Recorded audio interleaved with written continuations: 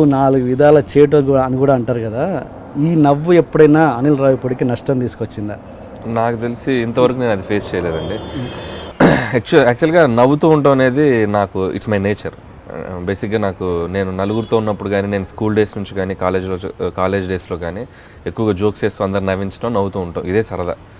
So maybe అది ఇన్బిల్ట్గా ఉందేమో. అలాగే నవ్వు అనేది నాకు లైఫ్లో ఒక పార్ట్ అండి. మేబీ నా సక్సెస్లో కూడా ఒక పార్ట్ అది. కాబట్టి ఐ రెస్పెక్ట్ దట్. నా నవ్వుని నేను రెస్పెక్ట్ చేస్తాను. కాబట్టి నాకు దానివల్ల నెగిటివ్ వస్తుందని నేను ఎప్పుడు అనుకోను, రాదనే నా నమ్మకం. అదే నిన్న కూడా ఒక ఇంటర్వ్యూలో చెప్పాను నేను, బాధను దూరం చేసేది నవ్వు, మనిషిని దగ్గర చేసేది నవ్వు, గొడవను ఆపేది నవ్వు, గౌరవాన్ని పెంచేది నవ్వు. సో నవ్వు వల్ల చాలా ఉపయోగాలు ఉన్నాయి. కాబట్టి ఆ నవ్వు నాతో ఉంటే నాకు ఎప్పుడు హ్యాపీ.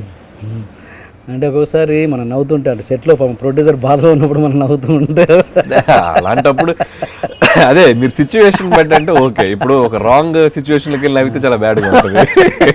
అలా ఎప్పుడు చేయనండి.